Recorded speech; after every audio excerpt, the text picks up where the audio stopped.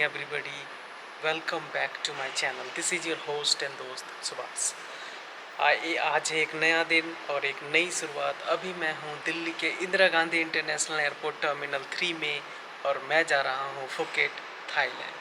मेरी जो फ़्लाइट है वो है एयर एशिया, जो कि मैंने बुक की हुई है 5,800 रुपये में फ्रॉम दिल्ली टू फुकेट बाया कोलालमपुर मलेशिया। कोलालमपुर मलेशिया में मेरी 5 घंटे की हॉल्ट है, जिसको मैं आगे बताऊंगा कि मुझे इसके लिए ट्रांजिट वीज़ा लेना पड़ा या नहीं लेना पड़ा, ये मैं आप लोगों को आगे बताऊंगा। अभी मैं अपनी इस ट्रिप की बात कर लेता हूँ।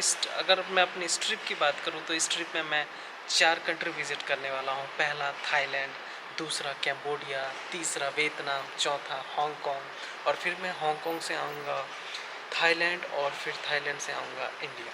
और ये मेरे जो सारी टिकट है ये मैंने बुक की हुई है ओनली 25K।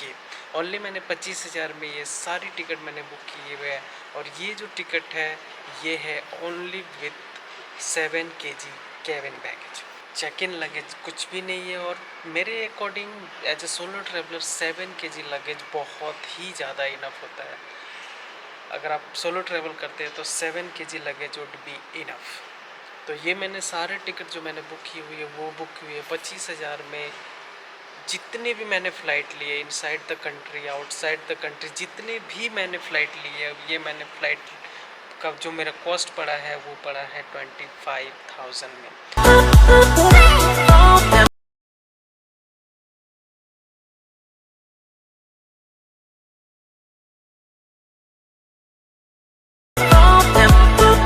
मेरी जो फ़्लाइट है वो है एयर एशिया। मैंने जो बुक किया है वो मैंने बुक किया है दिल्ली टू फुकेट बाया कोलालमपुर।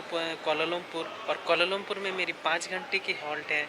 और ये जो मैंने टिकट बुक की है ये की है 5,900 रुपये में फ्रॉम दिल्ली टू फुकेट। ऐसे आप दिल्ली टू डायरेक्ट फुकेट जा सकते हैं या बैंकॉक जा सकते हैं, बट उसका जो फेयर है वो करीब करीब आपको 7-8-9 हज़ार के पड़ेगा। तो ये मुझे अच्छी डील मिली।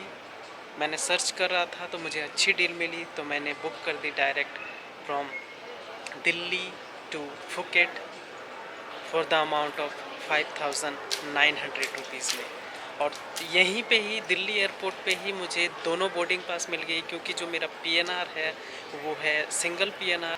वहाँ पे मुझे सिर्फ 5 घंटे वेट करना पड़ेगा कोलालमपुर मलेशिया में। काफ़ी एक्साइटेड हूँ। ये बहुत ही मैंने रिसर्च किया हुआ है, बहुत ही इन्फॉर्मेशन कलेक्ट किया हुआ, और इस ट्रिप में मैं बहुत ही मज़ा आने वाला है।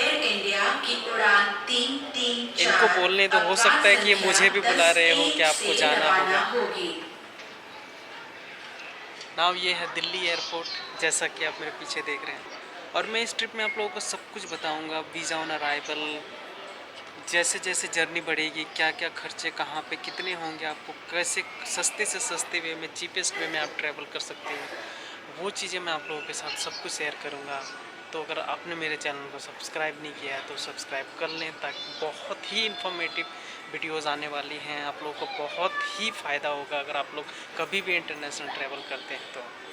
अभी टाइम हो रहा है 10:25, तो प्रोबेबली 5-10 मिनट के बाद मेरी बोर्डिंग स्टार्ट हो जाएगी, क्योंकि जो मेरी फ़्लाइट की टाइमिंग है वो है 11:30 बजे।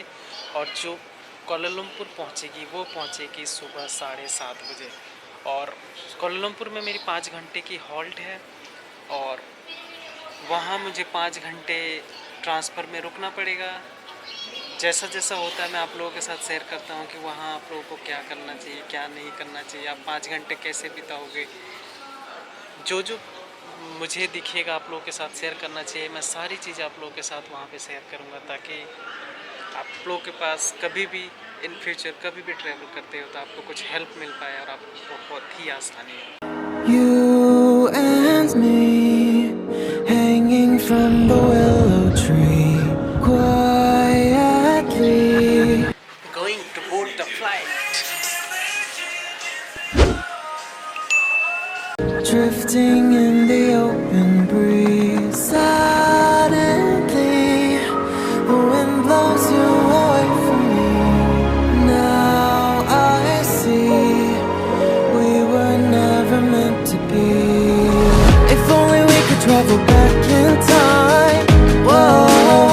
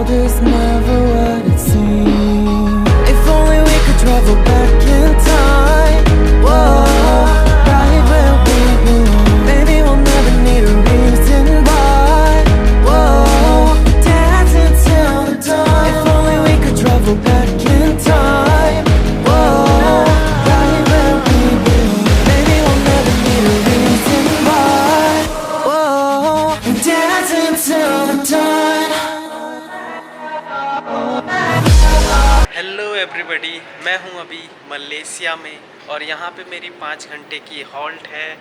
तो अब मैं इस वीडियो में बताने वाला हूं कि मुझे ट्रांजिट वीज़ा या किसी तरह का वीज़ा लेना पड़ा कि नहीं लेना पड़ा।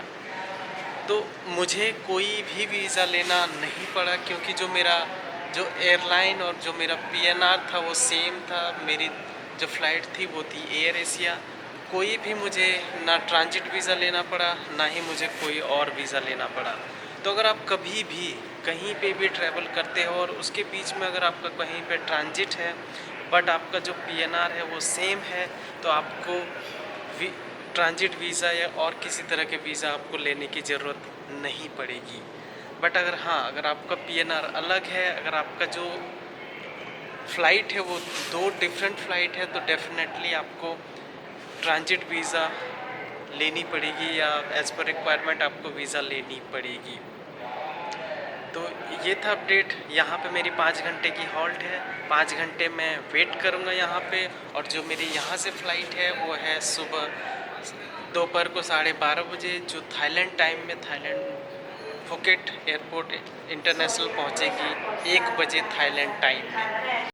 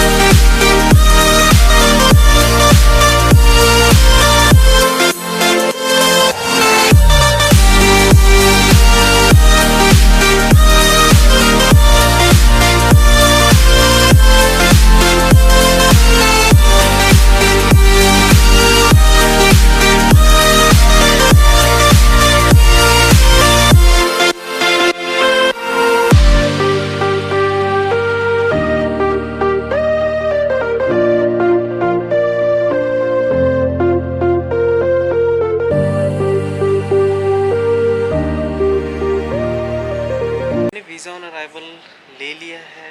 अभी मैं आराम से बैठा हूँ, तो अभी मैं आपको बताने वाला हूँ कि अगर आप वीज़ा ऑन अराइवल लेते हैं तो उसकी क्या क्या प्रोसीजर है और आपको क्या क्या डॉक्यूमेंट देने पड़ेंगे।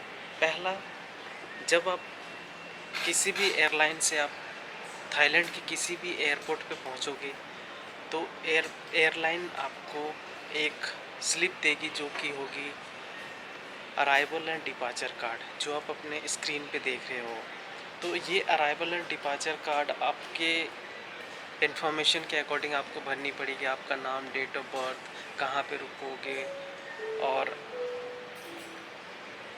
सारी चीज़ें आपको डिटेल वहाँ पे भरनी पड़ेंगी आपको, आपके एज पर योर इन्फॉर्मेशन। और उसके बाद जैसे ही आप फ़्लाइट से उतरोगे, फ़्लाइट से उतरने के बाद आपको साइन फॉलो करना है। साइन फॉलो करते हुए जाके आपको वीज़ा ऑन अराइवल के काउंटर पे जाना है।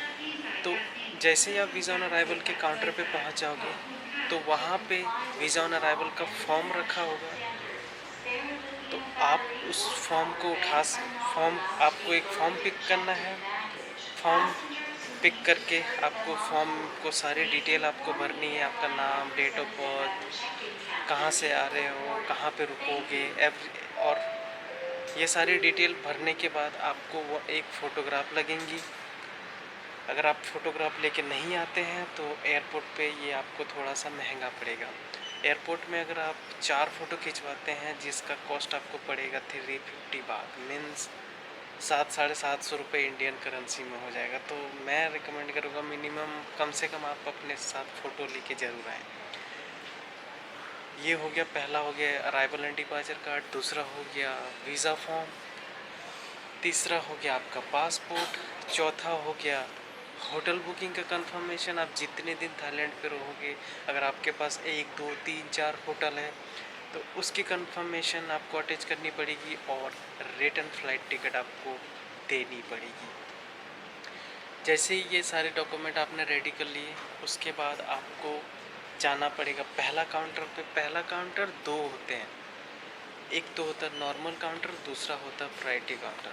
तो अगर आप नॉर्मल काउंटर में जाते हो तो उसमें हो सकता है कि आपको बहुत ज़्यादा लंबी भीड़ मिले, लाइन लगे। अगर आप प्रायोरिटी काउंटर पे जाते हो तो जिसके लिए आपको एक्स्ट्रा 200 बात आपको देनी पड़ेगी और उसमें लाइन कम होता है। तो as per your need, as per your priority आप अपने अकॉर्डिंग नॉर्मल लाइन और प्रायोरिटी लाइन लग के पहला काउंटर में आप अपने डॉक्यूमेंट को सबमिट करेंगे।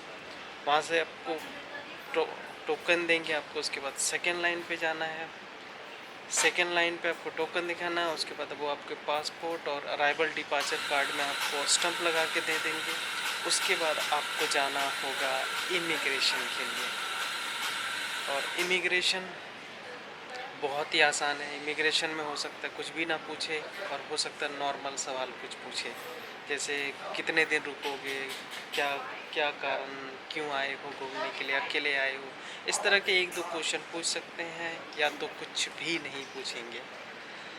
और एक बहुत ही इम्पोर्टेंट अपडेट ये है कि अगर आप लोग 31 अक्टूबर 2019 से पहले अगर आप थाईलैंड के किसी भी एयरपोर्ट पे आते हो तो आपको यहाँ पे वीज़ा ऑन अराइवल फ्री मिलेगा। यस, ये अभी फ्री चल रहा है। अगर आप 31 अक्टूबर 2018 से पहले यहाँ पे आते हैं तो आपको वीज़ा फ़ी जो कि 2000 थाई बाट है, आपको वो नहीं देना पड़ेगा, वो पूरी तरह से माफ़ है। तो ये है ऑल वीज़ा ऑन प्रोसेस का प्रोसेस जो कि आप यहाँ पे आके ले सकते हैं।